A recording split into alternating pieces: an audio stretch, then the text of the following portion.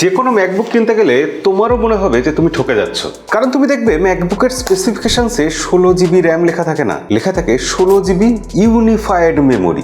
স্ক্যামটা কোথায় আজকে বলছি, তবে এরকম অন্যরকম ভিডিও ইন্টারনেটে কোথাও পাবে না। নিয়মিত দেখার জন্য আমাদেরকে ফলো করে রাখো। আর তুমি যেহেতু আমাদের ফলো করে রাখছো, তাই এই ভিডিওতেই বলবো যে ম্যাকবুক এয়ারে অনেক সময় কেন ফ্যান লাগানো হয় না। প্রথমে আমি ভেবেছিলাম এটা মার্কেটিং, কিন্তু আসল কথাটা শুনলে অবাক হয়ে যাবে। সাধারণ ল্যাপটপে সিপিইউ আর জিপিইউ আলাদা আলাদা কাজ করে। সিপিইউ কে ধরতে পারো স্কুলের সেই মেধাবী ইন্টেলিজেন্ট ছাত্র যে একটা একটা করে কঠিন অঙ্ক করে ফেলে, আর জিপিইউ হলো সব ওই অ্যাভারেজ ছাত্রদের ক্লাসরুম, সবাই মিলে একসাথে হই হই করে হাজার হাজার অঙ্ক করছে। কিন্তু সমস্যা হলো সিপিইউ কে অঙ্ক করতে হলে ডেটা নিতে হয় র্যাম থেকে, আর জিপিইউ কে অঙ্ক করতে হলে ডেটা নিতে হয় ভি র্যাম থেকে। প্রতিবার ডেটা আলাদা আলাদা করে কপি করতে সময় নষ্ট হয়, কারেন্ট নষ্ট হয়, ল্যাপটপ গরম হয়ে যায়। এবার অ্যাপেল করলো কি, এই খেলাটাকেই বদলে দিল। তারা সিপিইউ, জিপিইউ, নিউরাল ইঞ্জিন সব কিছুকে একটা চিপের মধ্যেই বসিয়ে দিল। আর সবাই যেহেতু একটা চিপের মধ্যেই আছে, সবাই একই মেমোরি ব্যবহার করতে পারছে, র্যাম, ভি র্যাম এইসব আর গল্প নেই। আর এটাই হলো